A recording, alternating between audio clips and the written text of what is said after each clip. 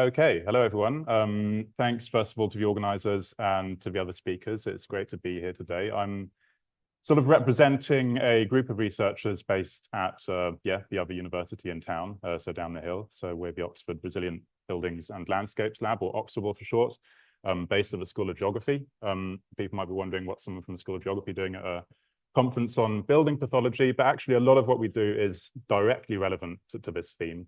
And I would say that everything that we do is kind of indirectly relevant to the sort of broader set of things we need to consider when addressing this theme. So things like climate change, heritage values, and increasingly the nature crisis, which is sort of going to be the narrative thread to what I'm talking about today.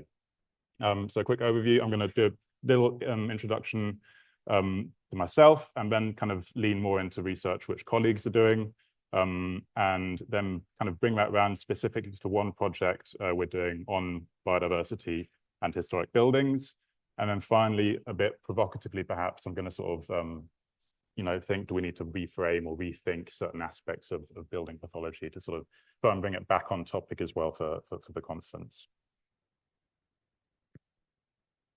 So first, a bit about me. So my background is in architecture, and then I kind of slipped back into research and did my doctoral studies on Reigate stone conservation at the Tower of London. So it's sort of a medieval freestone, which was used really widely across the southeast of England, and pretty not very well understood, lots of decay patterns. And then I kind of hung around in Oxford. I'm now a lecturer in cultural heritage and architectural history at the Department for Continuing Education. And I'm going to come back a little bit to what we do there right at the end. And also a researcher on the historic built environment, as I said, looking broadly at things like natural building materials, building physics, traditional construction techniques, conservation, heritage management. But increasingly, a lot of what I do is around outreach and engagement and capacity building. That is both in the work I'm doing at continuing education, but also some of the kind of more research related work. So this is actually a picture from a workshop I ran in Pompeii last year, where we installed a clay barrier to protect this ancient monument from groundwater penetration. And the workshop element was, kind of training young heritage specialists and archaeologists in sort of these new innovative methods. And I do a bit of freelance consultancy, kind of surveying on the side as well. Not everything I do is a sort of UNESCO World Heritage Site. So there's a small grade 2 listed 15th century church in North Wales, where I'm currently working with the trust that runs it, to explore kind of reinstating a traditional slate floor. But yeah, enough about me. I want to talk about Oxable, the work we do at Oxable. So we are a pretty interdisciplinary research group: geographers, conservation scientists, heritage specialists. I'm sure I'm missing a few off of this list as well. And we work really closely with a lot of partners in academia and industry. So I can see some colleagues in the room today from places like Historic England, English Heritage, National Trust, and kind of their counterparts in other countries as well. But also a lot of smaller entities, so owners of single historic buildings or practitioners. And the reason we're at the School of Geography is because we take this kind of whole systems approach to understanding change in the historic environment, basically. So that considers things like climate and geology and resources and traditional techniques and materials before we get to this idea of conservation. And that's sort of what this diagram on the right is showing. So it's showing these different kind of cogs, which we think about when we're considering the resilience and the conservation and adaptation of historic buildings and landscapes.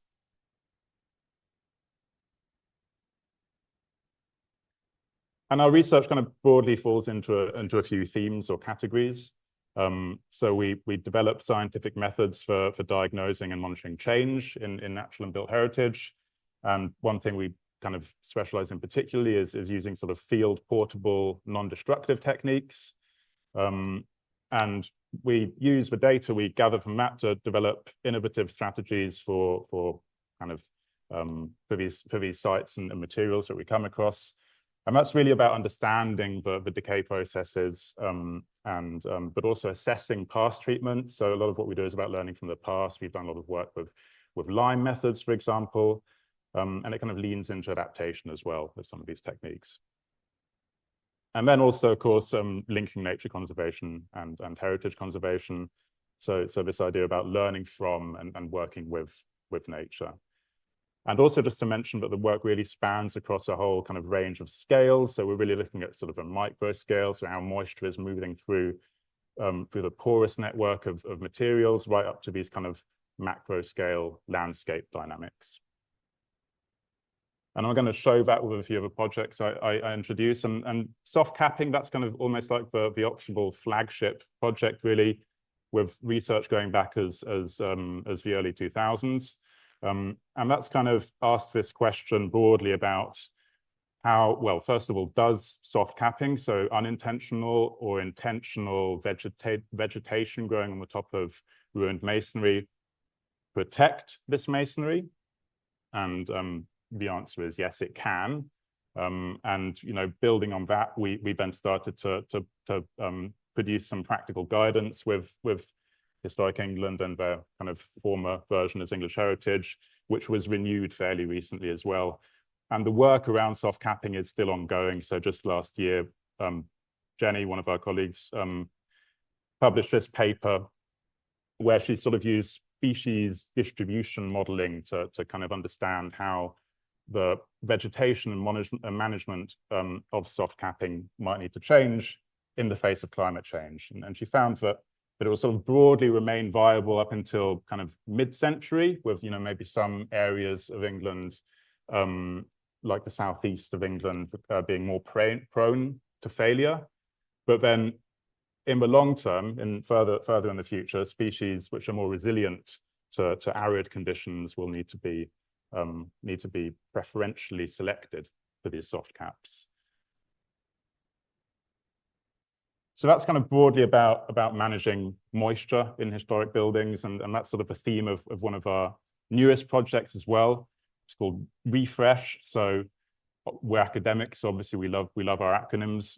This is one which I'm not quite so sure about, but it's a great project. It's a big kind of international consortium, which is really kind of looking at atmospheric moisture, precipitation, ground moisture, the impact of plants on and around the buildings and controlling that moisture, and how it then moves through the built fabric and indoor spaces.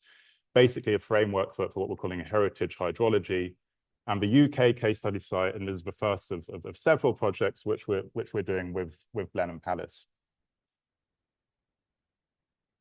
At the other end of the scale, we've got a defill project at the moment, and Kutsi is actually in the audience today, also at Blenheim Palace, but looking much more specifically at a certain kind of building pathology, so iron oxide jacking.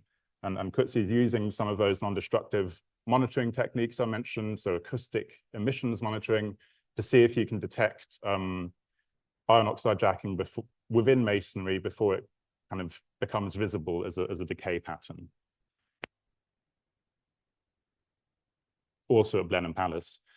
And then kind of zooming up several scales, we've got another current doctoral student, Louise, who's more interested in the relationship between heritage management and resource exploitation. So she's looking in several places, for example, Afghanistan, what and where the risks of resource exploitation are to the archaeological landscape.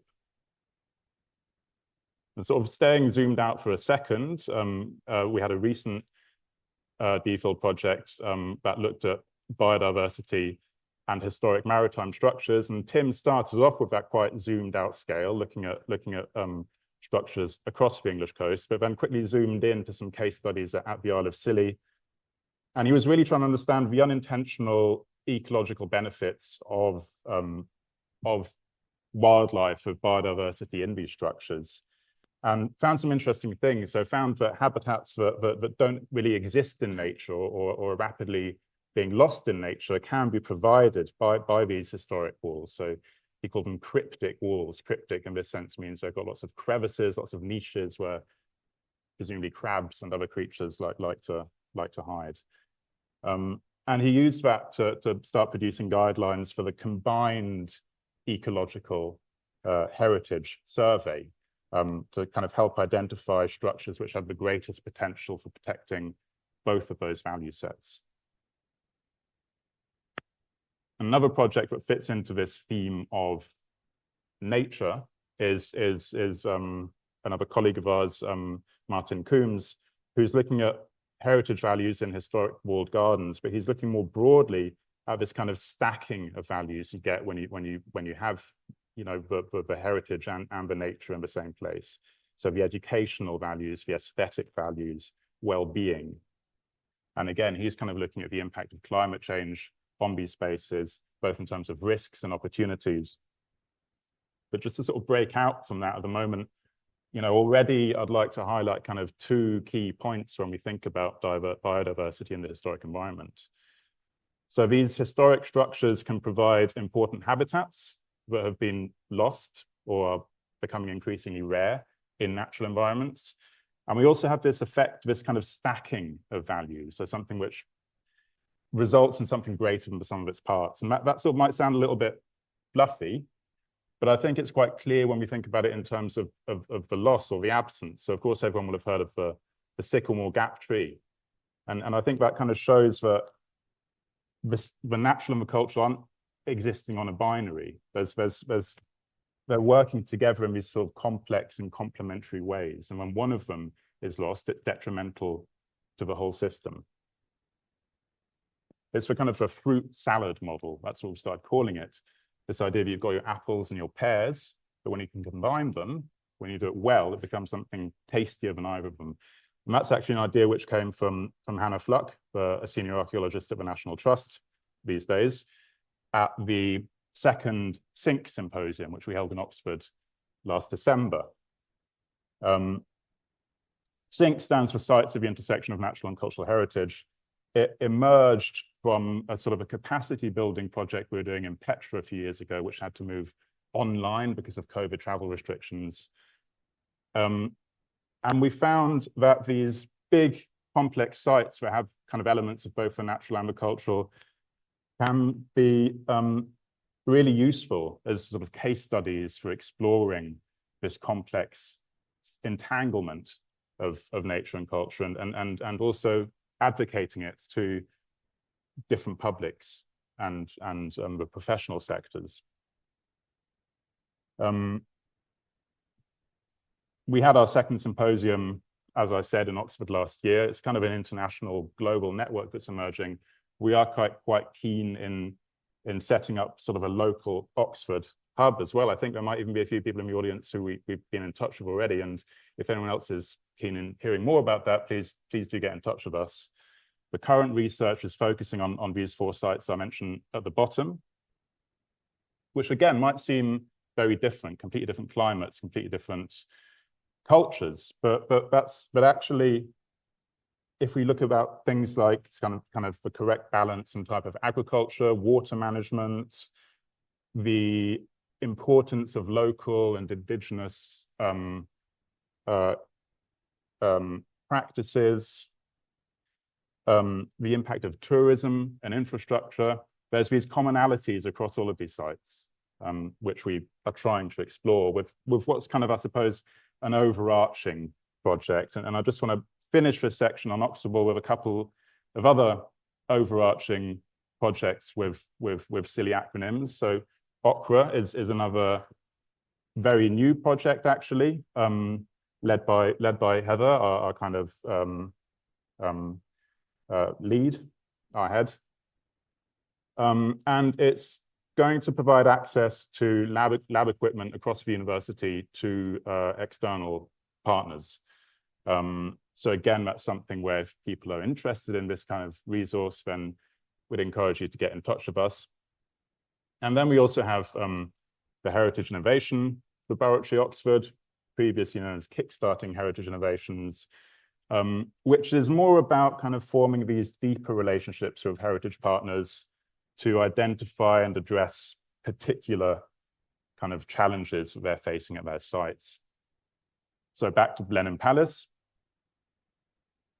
some of the other work I've mentioned at Blenheim kind of falls into this relationship we've built through Hilo, which is kind of broadly aiming at developing digital twins for built heritage management.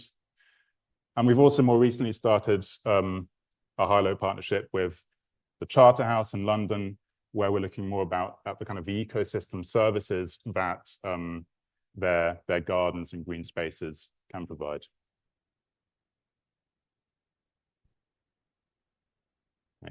Right, so just to summarize, I'll read these out. So we can facilitate access to cutting edge equipment for survey of the historic built environment. And we use that to develop these innovative strategies and methods, techniques for understanding and explaining the historic buildings, landscapes, and the values that underpin them. We apply the systems approach to researching cause and effect in physical change, also considering these societal and cultural factors. And we manage this diverse network of regional, national, international partners, and we're really keen to grow this further by building new relationships. Okay, now I'm going to talk in a little bit more detail about one of the projects I'm actually involved in at the moment, which is the Historic Built Environment Evaluation Tools for Ecosystem Services project, or HBETLS for short, which I promise is the last acronym I'm throwing out today. And the idea behind HBETLS was to ultimately provide tools or guidelines to building and site managers, stakeholders, owners, etc., to try and help understand and utilize the potential for nature in its broadest sense in historic buildings and in their setting. So, for example, how does it impact legislative frameworks, planning and listed building consent? What are the economic opportunities, perhaps, around having this nature in the historic built environment? How does it impact conservation principles? And all of this is kind of in the context of the wider changes that are taking place with the Environment Acts and biodiversity net gain. So we're thinking, how could biodiversity metrics be used to enhance action plans, for example, or support offsite gains in the context of BNG? And this kind of, the gap, I suppose, that we're interested in here is, DEFRA and others, they openly acknowledge that the existing metrics have this very low resolution. So you're looking at sort of landscapes and habitat typologies. And there's this recognition that in the built environment, we need fine-grained tools to start looking at things like backyard and brownfield biodiversity. But what about the historic environment? What about all the rich biodiversity that we have in our gardens and historic landscapes, and indeed in our historic buildings? So that's kind of the long-term aim. But again, being academics, we need to start with our background research and kind of understand where we are right now in all of this. And, there is, as everyone will be aware, a lot of work being taken place in this kind of area, but a lot of it is happening at the kind of the landscape scale, basically. So there's a sort of a growing recognition that historic landscapes, traditional agriculture, cultural landscapes can play a role in nature recovery. And there's kind of guidelines and even policies being developed to support that. But what about at the building scale? So the building scale is still quite focused on this idea of protecting the buildings, for example, with soft capping. And you've kind of got this, I think maybe again, a false binary of bioprotection versus biodeterioration. But what's sort of happening in between? Can we establish a sort of a more nuanced approach? And there's a little bit of movement in that area as well. So the one that people always mention is bats, but we're also seeing, an understanding that dry stone walls kind of have this important ecosystem role. But we kind of want to drill further into that and think, what can buildings do for nature? What can buildings do for the nature recovery? So because the current view, which is admittedly changing, is that nature is at best an inconvenience, if not a threat, and practice kind of favors removing vegetation, controlling ecology to sort of preserve and present the historic and commemorative values. But it's important to remember that attitudes have shifted throughout history, and the example I always like to bring up to kind of emphasize this is the Colosseum, which after the fall of the Roman Empire, there wasn't really much value placed on it as a historic monument. So it was quarried for stones. And by the medieval period, it had kind of become this rich, exotic, wild garden. And that in turn inspired a whole new set of values, inspired a whole artistic movement, you know, people coming on their grand tours and painting it, romanticism. So it's these things that emerged out of that adaptation, we might call it today, of a place. And people might say, well, what about the function? What about the functional value? But that just changed as well. So the Colosseum, which is filled with churches and shrines, which people still used.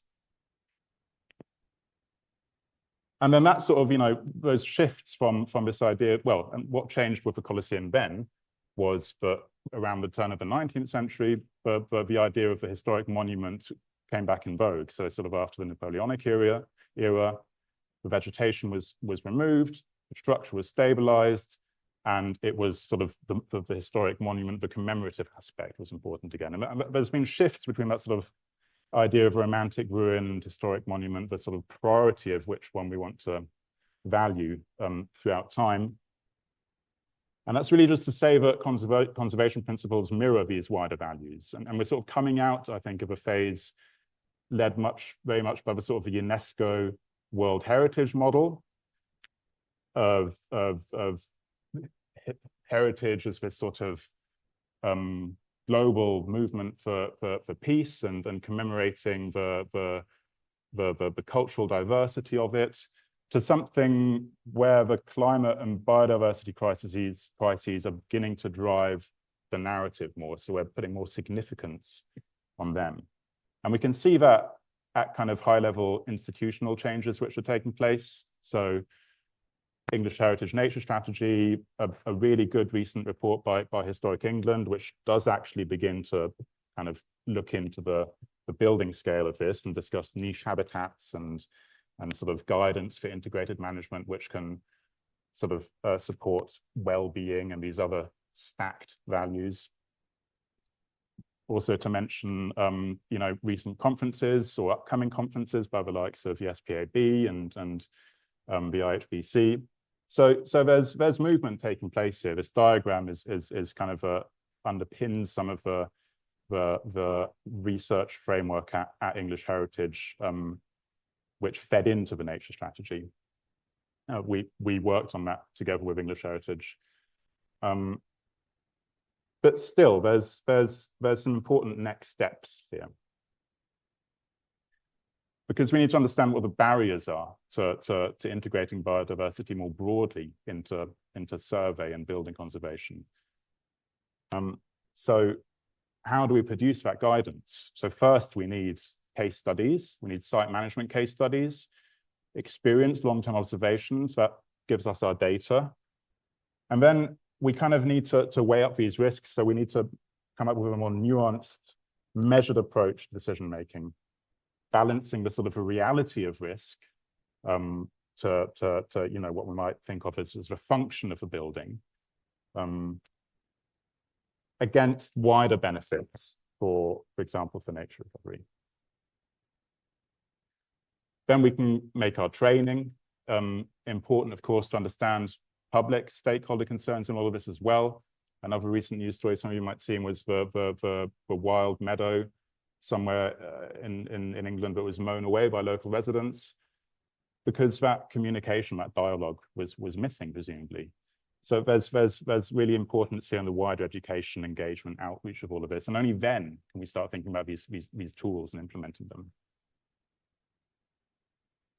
And this is where sort of the most important slide, really, because we'd really like some help with all of this. So we are starting this work with a kind of a broad survey of sites and practices, and to help us understand these perceptions, to begin to build this kind of database of sites, and also to include the widest possible range of voices from across the sector.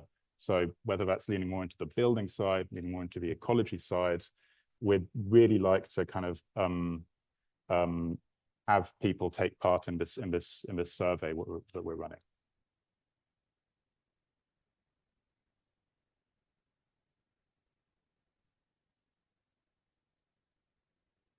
Okay, and I'm going to try and close now by sort of bringing this back to the topic, to the theme of the conference, pathologies. So we're starting to push a little bit at these barriers. We obviously really need to understand what's really causing harm and maybe kind of reframe what we mean by harm. Should we be removing moss and lichen as a first step to historic masonry conservation?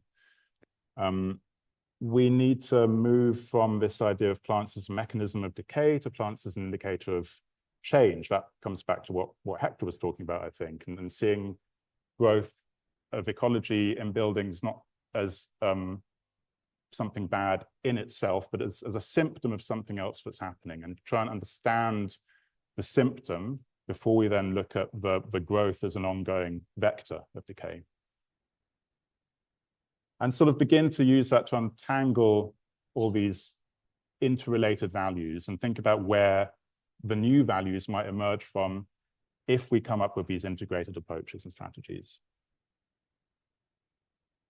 And I'm going to just show a couple more observable projects to sort of emphasize some of that and explain some of that in more detail. So another previous doctoral research project looked at moss on rocks.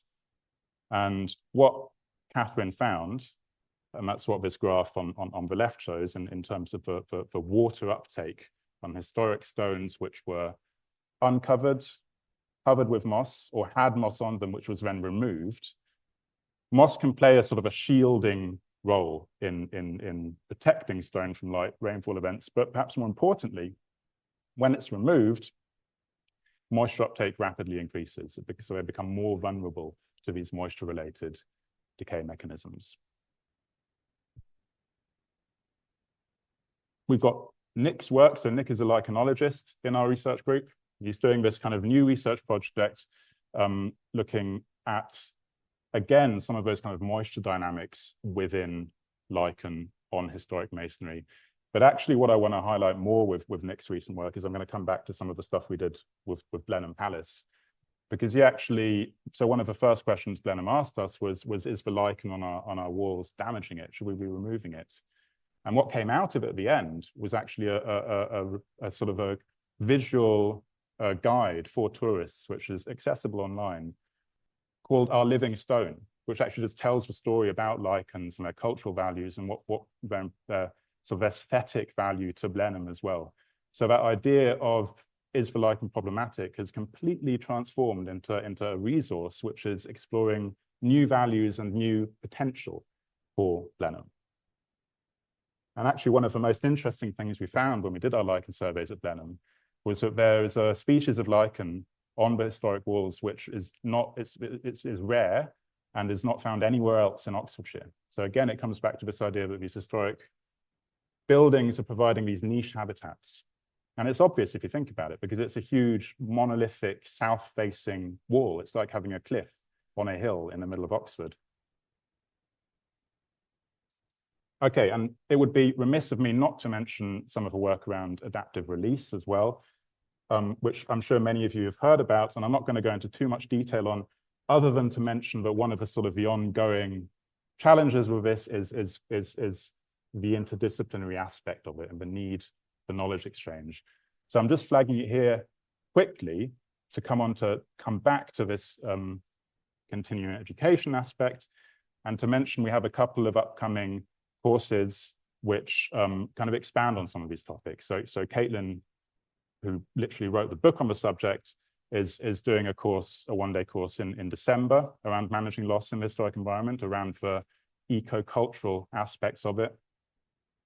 And a bit sooner than that, so just in a week or two, we have this course on non-destructive testing, which feeds into some of the stuff I mentioned. So just to say that, you know, we can do surveys without having to remove ivy from the wall. We can do surveys which understand what's happening between the wall and the plants using these non-destructive techniques. And also really a call to everyone in the audience, if you have ideas for the cultural heritage training partnerships, if you want to kind of propose a 1 or 2 or 3 day course, then if any of these topics have kind of inspired you to do so, would be really pleased to hear from you. So I'm going to quickly summarize by saying that by emphasizing this point, that historic buildings make an important contribution to the natural environment. And beyond that, might even add additional values that reflect back upon us. So ecosystem services, well-being, aesthetic, educational. But we need more interdisciplinary knowledge exchange to understand this and to address perceived conflicts and real conflicts. So I think we are on the crest of this kind of paradigm shift of seeing heritage sites no longer just places which are rich in history, but also rich in nature, and that can connect us closer to nature and kind of inspire us to live in greater harmony with nature. So my last slide is just kind of summarizing a couple of the email addresses and points and the QR code. Please do scan it, please do take part. But I'll end on that and say thank you very much for your attention.